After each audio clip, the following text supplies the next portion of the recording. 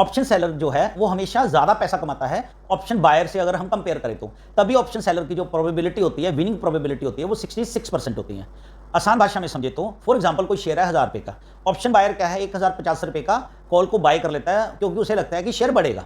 वही option seller क्या करता है 1050 रुपए की कॉल को सेल कर देता है कि उसको लगता है कि शेयर तो बढ़ेगा लेकिन वो 1050 तक नहीं जाएगा। अगर शेयर 1050 को क्रॉस करता है तभी जो है ऑप्शन बायर का प्रॉफिट जो हो वो होगा, वो होगी एक प्रोबेबिलिटी। लेकिन ऑप्शन सेलर के पास 3 प्रोबेबिलिटी होती है पैसा कमाने की। पहला, शेयर जो है वो बढ़ जाता है लेकिन 1050 से नीचे ही रहता है। दूसरा, अगर शेयर 1000 रुपये रहता है, ना बढ़ता है ना घटता है। और तीसरा, अगर शेयर जो है वो 1000 रुपये से नीचे चला जाता है। इन तीनों केसों में ऑप्शन सेलर जो है वो पैसा कमाता है। इसलिए हम बोलते हैं कि जो ऑप्शन सेलर की विनिंग प्रोबेबिलिटी है वो है 66%।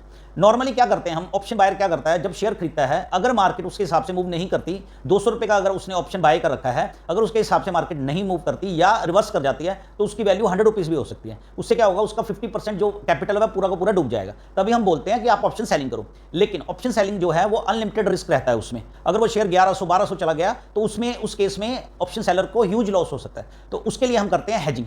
आपने क्या करना है, अगर आप महंगी कॉल को सेल कर रहे हो तो सस्ती कॉल को बाय करना है। फॉर एग्जांपल अगर आप 100 रुपीज़ की ओटीएम की कॉल को सेल करते हो तो आपने ओटीएम की कॉल को 50 रुपीज़ की कॉल को आपने बाय कर लेना है। देखिए, आप ऑप्शन बाइंग करते हो, कोई ना कोई स्ट्रैटेजी आप फॉलो करते हो, आपने उसी स्ट्रैटेजी को फॉलो करके उसको ऑप्शन सेलिंग में रिवर्स कर देना है। फॉर एग्जांपल अगर आपको लगता है कि शेयर बढ़ेगा तो आप कॉल को बाय कर लेते हो। आपने उस केस में अगर आप ऑप्शन सेलर हो तो आपने नीचे की पुट को सेल कर देना है, बात वही है। लेकिन आपने ऑप्शन सेलिंग में अनलिमिटेड रिस्क रहता है तो आपने हमेशा ऑप्शन कोई भी बाय करो या सेल करो उसमें हेजिंग जरूर करनी है। हेजिंग से क्या होगा, एक तो आपका मार्जिन कम लगेगा और एक आप लंबे समय तक ट्रेड में टिके रहोगे। ऑप्शन सेलिंग में आपको तभी प्रॉफिट होता है जब आप लंबे समय तक ट्रेड में टिके रहते हैं।